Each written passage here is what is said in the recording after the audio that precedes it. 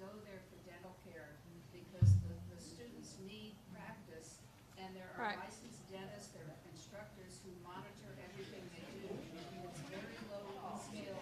So, okay.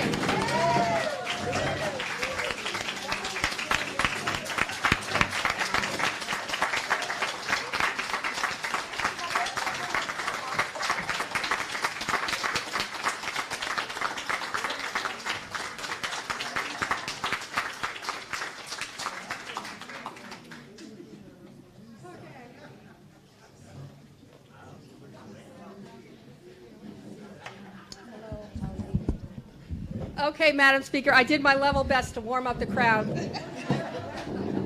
I had a lot of questions, and I tried to be you. It wasn't easy. I don't think I really did that, but, anyway. But we're so happy that you're here. Let's give a big round of applause to our Speaker Emeritus.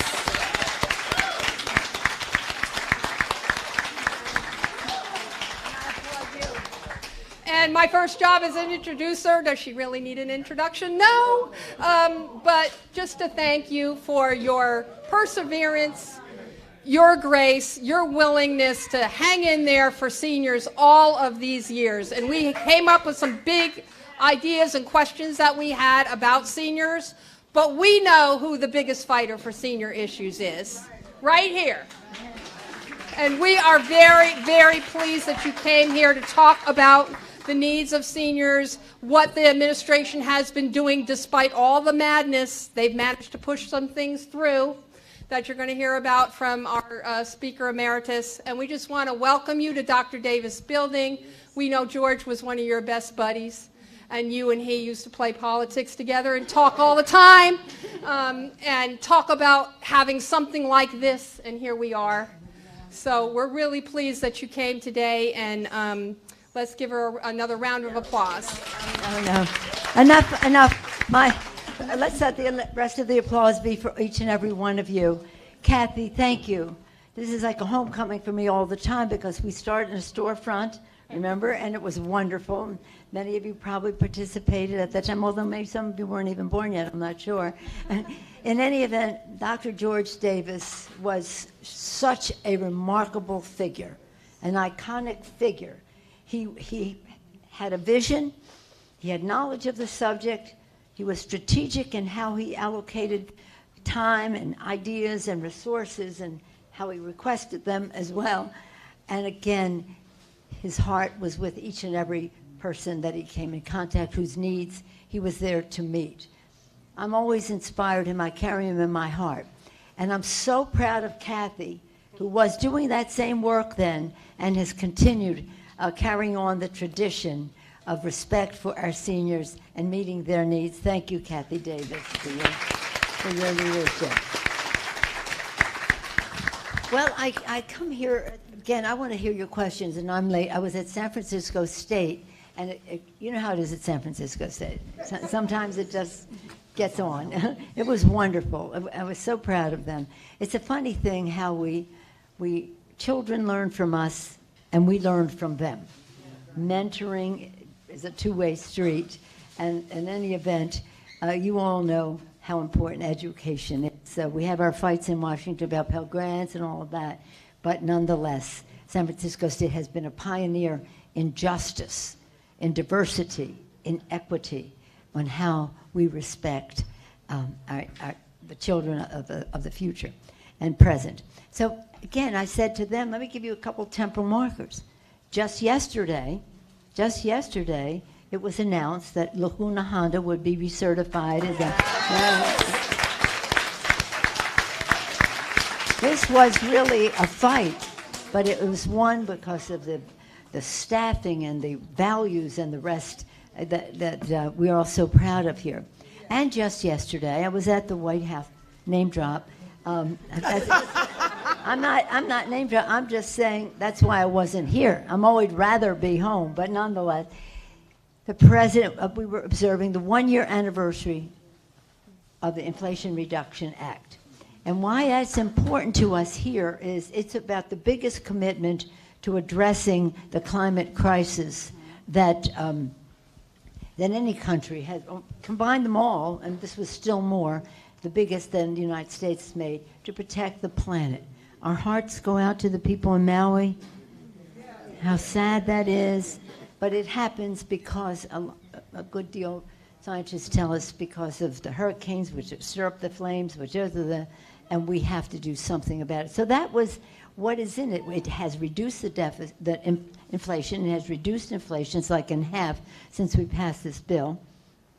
It has allocated those resources. But what I want to tell you about here today is in that bill, for the first time in American history, we were able to win against the pharmaceutical industry. We are able to win. It's a fight we have been making and now the Secretary of HHS to be able to negotiate for lower prices. Before that bill passed, pharmaceutical companies were charging $600 a month for insulin. Now seniors only have to pay $35 a month.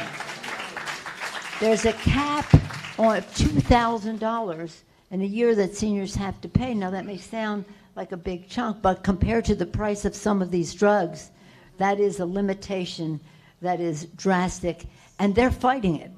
And we're also saying to them, if you raise your prices more than the rate of inflation, we have to get a rebate. We have to get that money back. So this is a giant, big money special interest, and at last we didn't win it all, but we kicked open the door to do more, and we started with the seniors, And this week, on Monday, we observed the 88th anniversary of Social Security. Now, I've been here before on the 75th and the 70th and the 80th, now 88th anniversary of Social Security. And do you know what? They're still after it. Yeah. They're still after it. So that's the fight that we have. President Bush tried to privatize it. Thank God we won, because he was trying to privatize it, and then the whole financial system was going down the drain just a couple of years later, and it was, just think of where seniors would be. So nonetheless, Social Security, price of drugs, all of that, and respect for our seniors. So many other issues. I'm very honored to be here with our special guest. I've talked about Kathy. I've known Kelly since she was a little girl. Her parents are dear friends, and I'm so proud of what she is doing as Executive Director of the San Francisco Department of Disability and Aging Services. Thank you, Kelly Dorman, for being with us. Janelle Green, we're so happy she's here as a caregiver podiatrist. And thank you, Janelle, for being here. And Geraldine Hill, resident. Now, this is the real VIP of the day. The resident of Bayview Hunters Point Multipurpose Senior Services. This is what it's all about. Meeting the needs, learning from, listening to the residents. So let's get back, let's hear what they have to say, and then we'll have our exchange. With that, I thank you all for being here today. It's my honor to be with you. For some of you, once again and again. For some of you, a very widening circle of friends. To all of you, thank you, thank you, thank you. So in the interest of time, you've heard enough out of me probably, but I just want to acknowledge again the big events that happened with Medicare. It is no small feat to go against the drug companies and to make sure that we could finally get decent prices for prescription drugs in America. And guess who did that? Not by herself, but a big force behind it. And $35 for insulin. And being able to buy your hearing aid at the drugstore. These sound like little things, but they're big things for seniors. And the biggest thing is fighting for Social Security. I always say, why do we have to keep fighting for Social Security? This doesn't make any sense. Why does our speaker have to spend her time on that? Well, she does. Because there are threats. And nobody in their right mind, honestly, would want to privatize that. How tone deaf can you be? Our seniors in this building and everywhere else are dependent on Social Security. And you can't mess with it. You just need to keep building it and making it better. And that's what the commitment is here. So I won't go any further. I just want to thank our speaker for being here, and also thank our director of the Department on Aging, Kelly, who's going to talk a little bit about the benefits that we get from the federal government for seniors in San Francisco. Thanks, Kelly. Thank you. Good morning, everybody. Good morning. Thank you, Kathy. Thank you, Speaker Emerita. So it's truly an honor to be here today at the Dr. Davis Senior Center with all of you, and especially my pal, Speaker Emerita Pelosi, to discuss the important issue of our older adults in our community. Just over 2 years ago, I became the director of San Francisco's Department of Disability and Aging Services, or DOS as we like to call it. Speaking both personally and professionally, it is humbling to spend my days working on behalf of San Francisco's older adults, people with disabilities, caregivers, and veterans. On a personal level, I'm a native San Franciscan, and I have loved this city my entire life. Also, I live in a house with my aging parents. I know all too well the importance of keeping my parents engaged, the constant search for qualified, affordable caregivers, and holding true to my promise to them that they will remain at home and in their community. Professionally, DOS is the government agency charged with coordinating services for older adults, veterans, people with disabilities, and their families to maximize their safety, health, and independence. As the state-designated area agency on aging for San Francisco, DOS is responsible under the Federal Older Americans Act to serve as the focal point for local aging concerns. Each year, DOS serves nearly 70,000 unduplicated clients through our direct programs and through partnerships with community-based organizations addressing a whole range of needs. Our department's priorities include ensuring that our programs are accessible and inclusive of all the older adults we serve, including meeting language needs, delivering culturally relevant services, and meeting the needs of our LGBTQ+ population. We owe a huge thanks to Speaker Emerita Pelosi and all of our allies in Congress who continue to fight for older adults through their continued efforts to protect Social Security and Medicare and to ensure adequate federal funding for other social programs that support older people. In San Francisco, older adults are the fastest growing age group. By 2030, 30% of San Francisco residents will be age 60 or older. It's also true that our community of older adults has shifted to become predominantly a population of immigrants. It is now more important than ever that our programs are robust enough to meet the needs of our aging population and reflect the diversity of our community. About 20% of the DOS budget is federally funded. This funding enables our department to provide a variety of supportive services like meal programs, job training, senior centers, caregiver support, and transportation. Because of these federal funds, last year over 4 million people were provided, over 4 million meals, sorry, not 4 million people. 4 million meals were provided citywide via home delivery and at communal dining sites, such as right here at the Dr. Davis Senior Center. Over 69,000 hours of activities were provided by our community centers with almost 15,000 participants. And home care was provided to almost 28,000 people through our in-home supportive services program. Right now, many of our city's older adults are living on a fixed income. They face higher housing costs and are more likely to live alone. This is why the work that Speaker Emerita Pelosi does is so important by continuing to fight for our Social Security and making sure it doesn't get altered or cut. We also know that aging at home can lead to better health outcomes and prolonged independence, but the cost of in-home care is getting higher and higher. At the same time, thanks to the Inflation Reduction Act, some Medicare provisions have been improved, like we've already heard, such as putting a cap on the prices of over-the-counter medication and making it possible for older adults on Medicare to purchase hearing aids. And while these changes don't solve all of the problems, they are some of the key elements of progress that are helping to build a brighter and better future for our aging population. DAS will continue to support the well-being, safety, and independence of adults with disabilities, older people, and veterans. That is my promise. We will do this with compassion, inclusion, and equity. We will also continue to work with my forever speaker and all of our allies in Congress and at a state level to ensure the voices of our older adults are heard and valued. Thank you very much.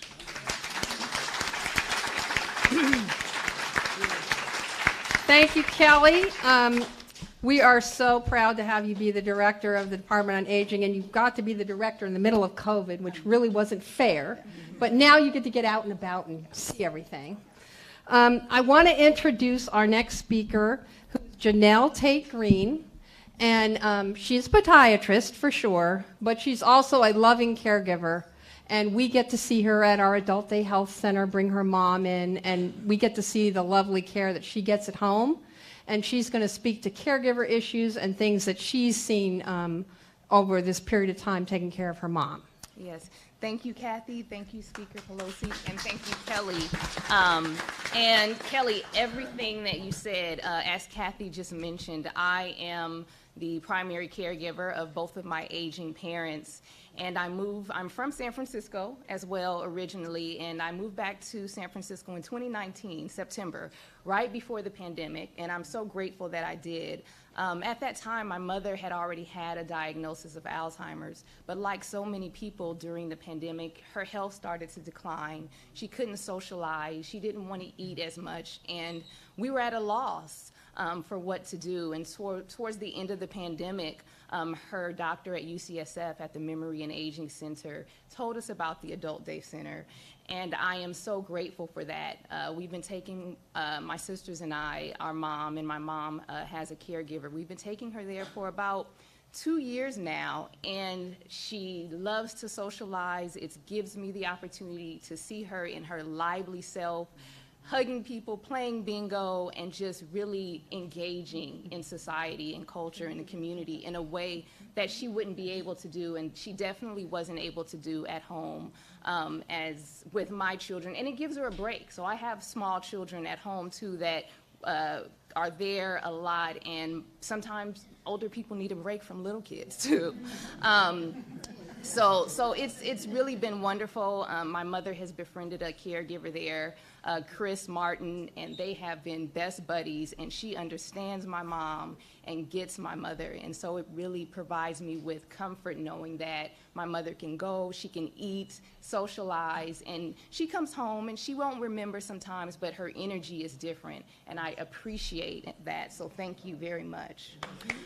In addition to that, some of the other resources that I've been able to take advantage of. So my father was mostly the primary caregiver for my mother, but just about 4 weeks ago, his health declined significantly. And so now my family, we're in a situation where we're having to care for 2 parents. And I remember on the day of my father's discharge, he was discharged early in the morning, and around 10 o'clock at night, in desperation, I wondered how we were going to move forward with providing in-home care for the both of them. And I was able to send an email to Family Caregiver Alliance, and they could probably feel my stress through the email, and they were able to send financial resources for us and help us to find caregivers while we try to figure out this entire situation, because we all work full-time, me and my sisters and my husband, and so we need that support. And as a podiatrist, I cannot express my appreciation and thanks enough. I work with many people that have type 2 diabetes and try to ration out their insulin or not take it at all, and I just can't express the importance of that and the importance of being able to get basic things like hearing aids so that you can hear the foot care instructions that I'm giving you and follow them, and eyeglasses, and be able to see properly and really continue to engage in the community around you. And that's what keeps people young, keeps people alive, and being able to engage, and you just need the basic things. And I love what I do. I'm a nutritionist as well. I became that way by way of practicing podiatry and working with people with diabetes. And so while I might be trimming calluses, we're talking about meal plans and what to eat and how to help you in your daily life. So thank you.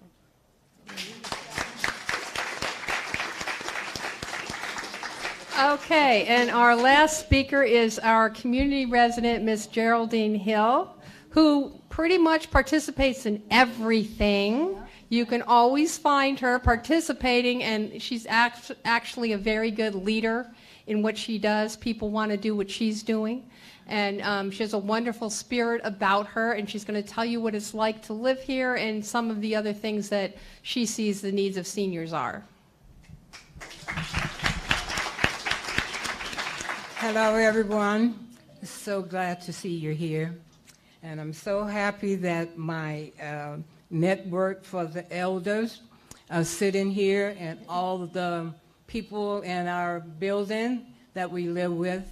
Everything is not perfect here, but I'm enjoying my stay here, and I'm glad that I was able to get into the building, because if you haven't been in a position to pay the high rent and not be able to find affordable housing, it's just a blessing, and you can really appreciate being in a place. And we have all the activities, food. Sometimes I don't understand why we can't be filled with, we get food on Fridays, on Wednesday, so I'm satisfied with that. Maybe everybody's not. And as far as the health care, I want to share a little something with you from the Network for Elders.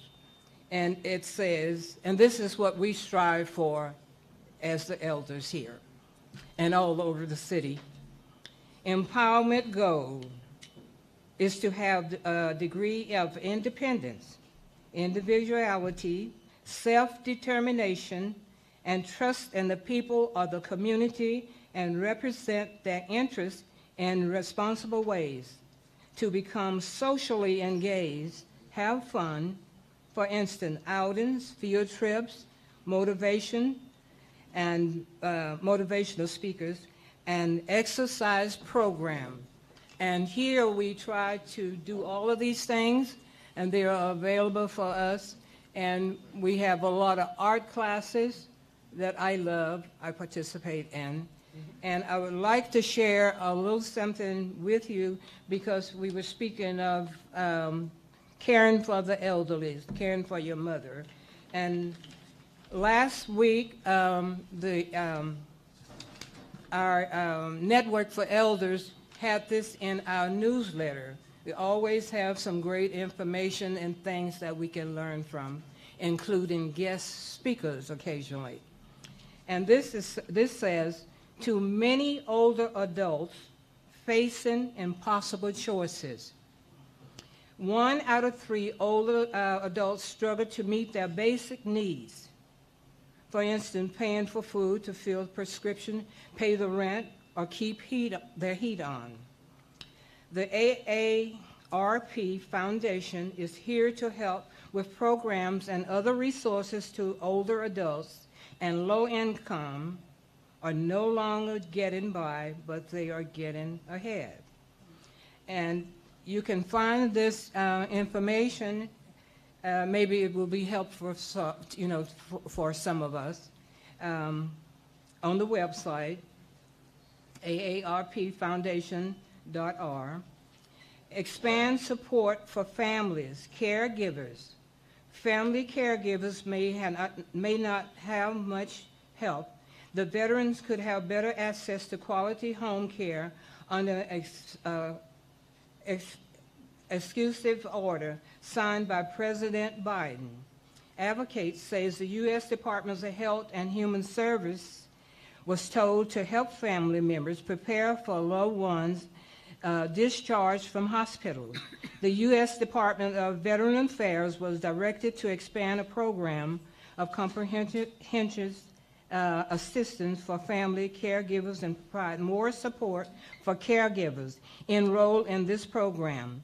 The HHS will seek ways to use Medicare funding to ensure there are enough home care workers to aid older Americans and people disabled who are enrolled in this program. According to a recent AARP report, the care America provides their family and friends totally estimate about $600 billion in unpaid labor in 2021. And I thank you for listening, and I hope that will be beneficial. Thank you, Ms. Hill. One thing she forgot to mention is that we also have intergenerational activities here. And we work with young people and seniors in all kinds of fun ways. We do art classes together, we have drum classes, we have music classes, and it's just beautiful to see seniors and young people. We got the only steel drum class in Northern California right here at this center. You'll see our drums right outside the door. There's a lot going on at this place. So anyway, we do have... wait, Will, you can sign up. No problem. We'll hook you up. I also want to acknowledge that my executive chef and his staff have made some lovely food for you back there. So before you leave, make sure you have a little bit of something. And of course, we had to go to See's Candy and get chocolate for our favorite supervisor, our favorite Nancy Pelosi here. I also want to give you a few minutes for Q&A. Can we do a few? Staff, tell me if we got time for a few questions for our Speaker Emeritus. And then there's also, you can write your questions down for her, and we'll send that back with the staff. And I'll just say, her staff is very accessible. You just call up and ask for help, and they'll help you. I have a question. Go ahead. Do you ever think of ever running for president?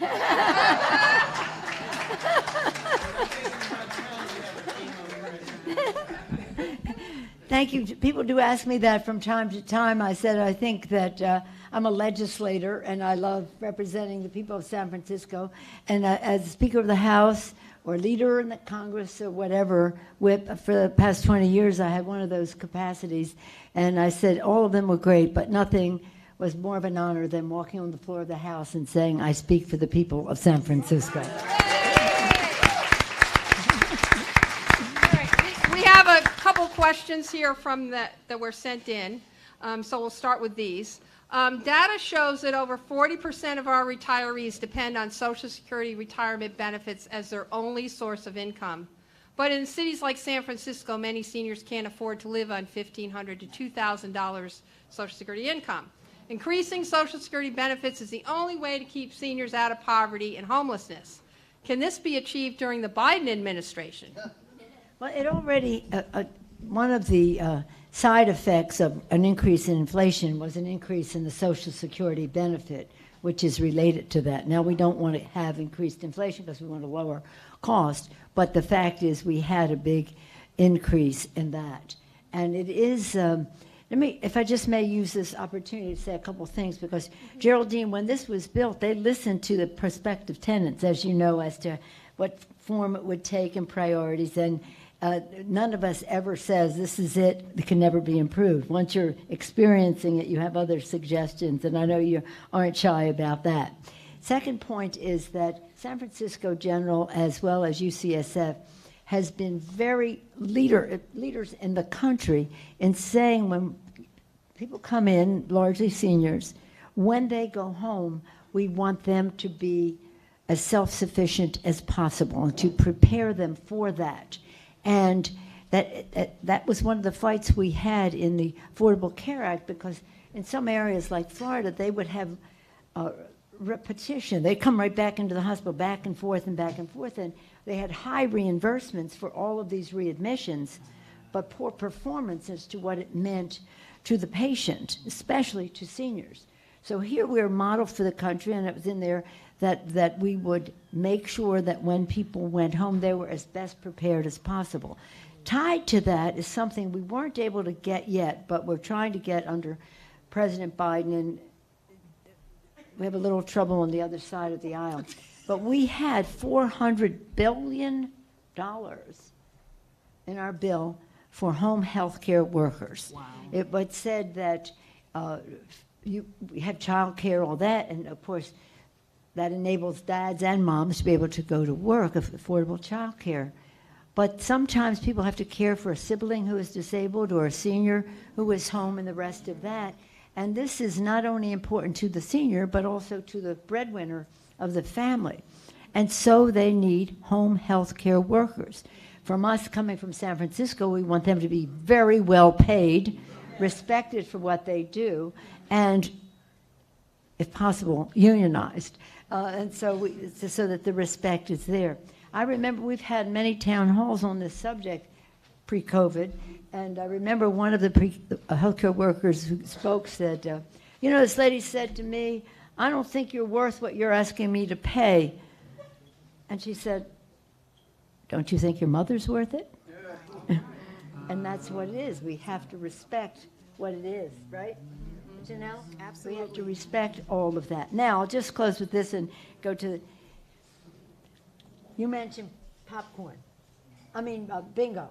Yes. Bingo. Yes. So we play bingo here. We would come and play bingo, and many other places where our seniors are. And they said to me, we don't care if you play bingo. We care if you sweeten the pot.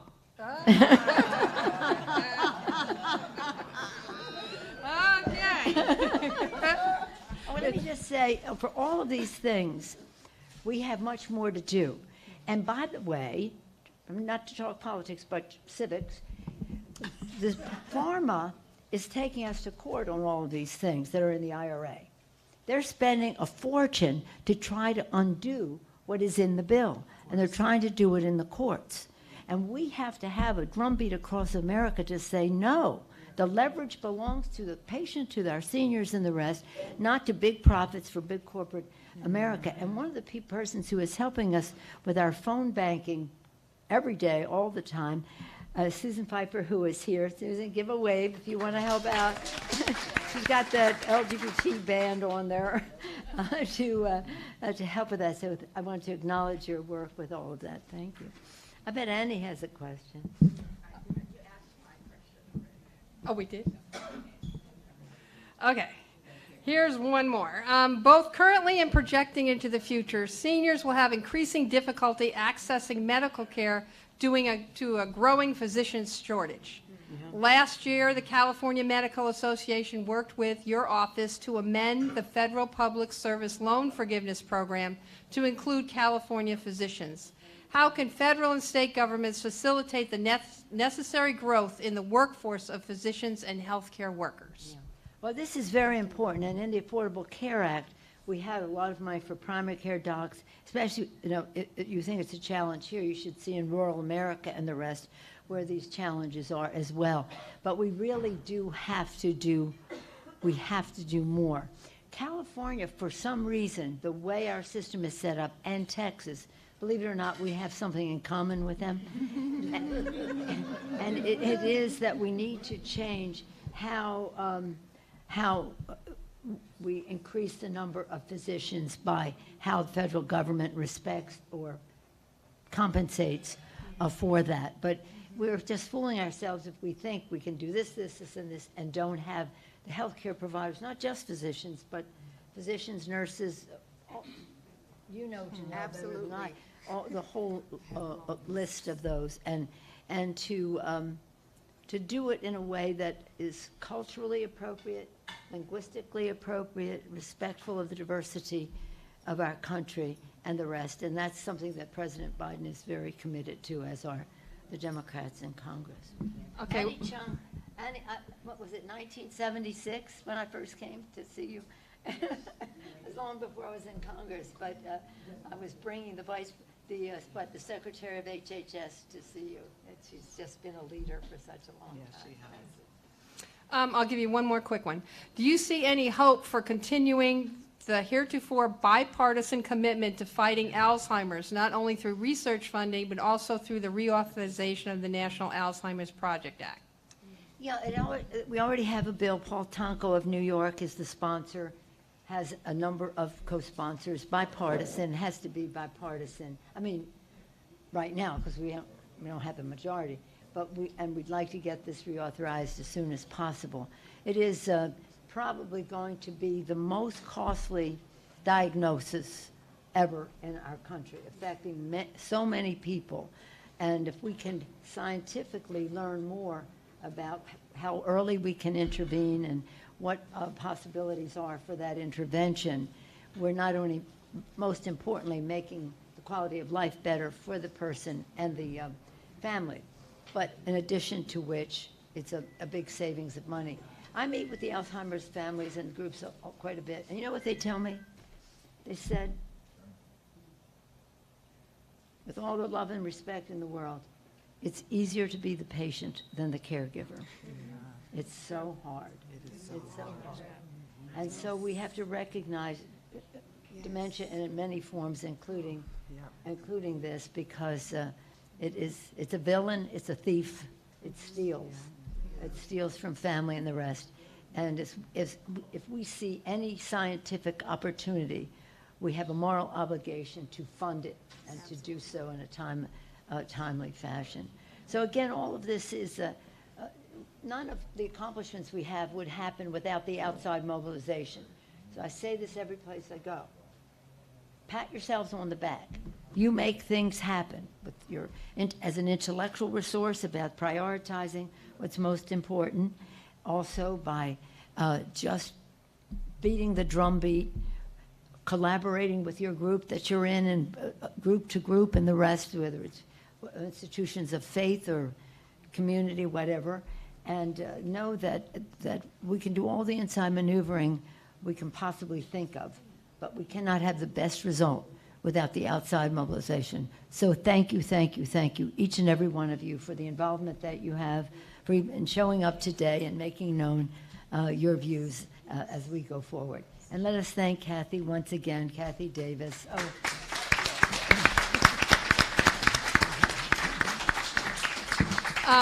We want to thank you for coming today.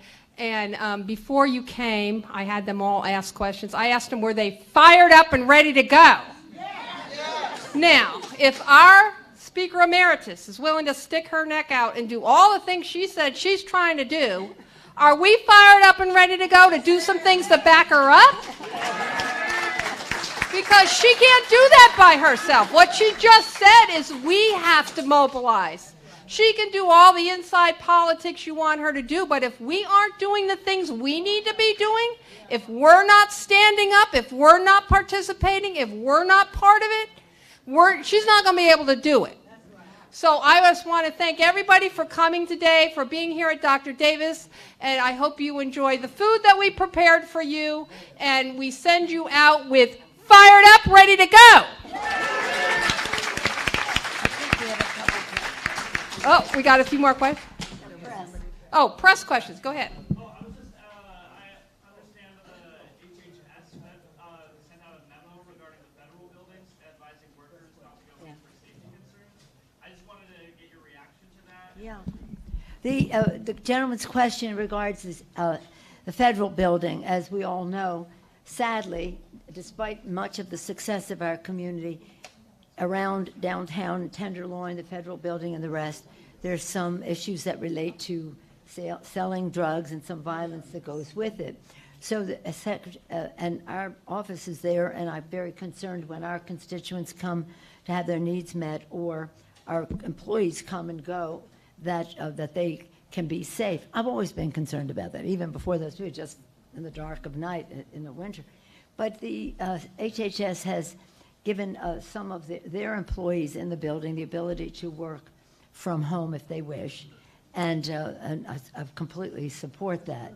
We have in our office, which is there, not seen reason to do that yet. If the staff does see that, then of course we would go to something like that. But more importantly, we have to solve the problem outside on the streets of San Francisco. And that's what we are doing. We're calling upon the federal government to help us with an initiative called the Operation Overdrive, which addresses situations where there's violence and crime, sale of drugs and crime, violence that springs from that. And we are going to be having some announcements soon about that. But we have a collaboration, federal government, state government, Governor Gavin Newsom and the National Guard, the city police, the sheriff's office, every aspect that has any interaction with what's happening there on the street.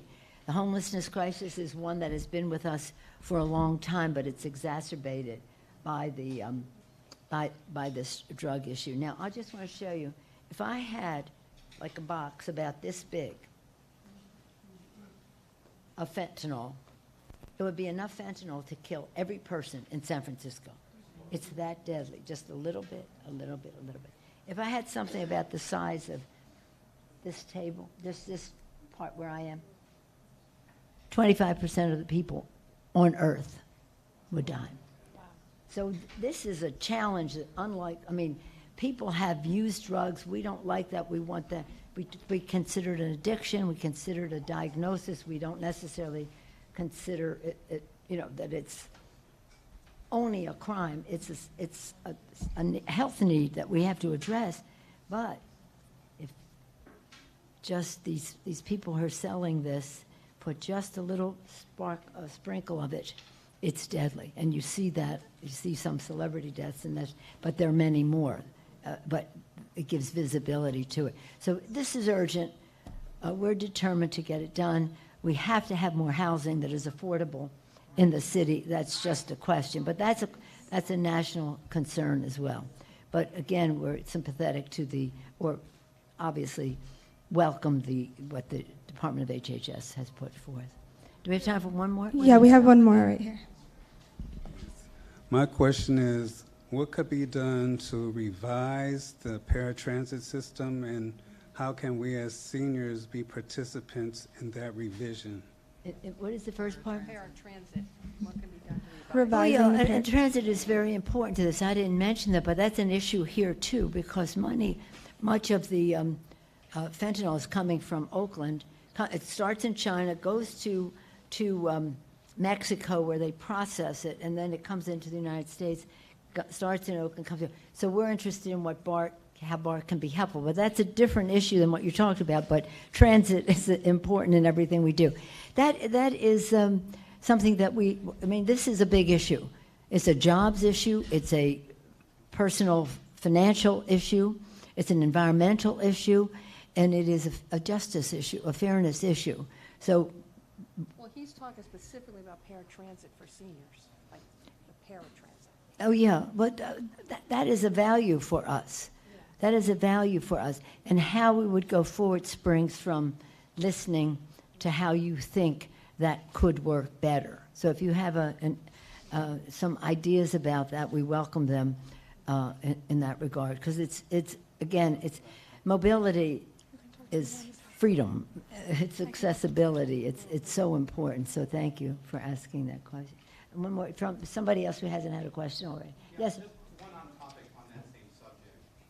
Can autonomous vehicles in the city help play a role in senior transportation? I'm not going down that path.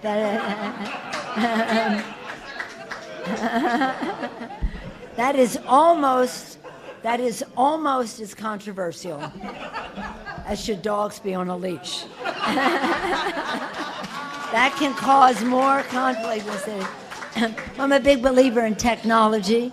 I believe that perhaps technology could take us to this place, but that's a local decision which I respect. Yeah, I don't know. Do you think that will help seniors get around? I don't hear any response to that. Right.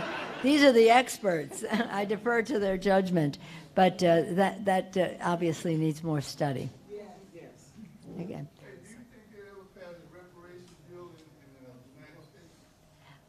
I don't know. I do think we should address the issue. I don't know that right now right now we are fighting to save Social Security. I mean, you know, we have to win the next election to have any discussion about any of that. But there are things that we need to be doing, whether it's for our Native Americans and shall we say, addressing some of the injustices there.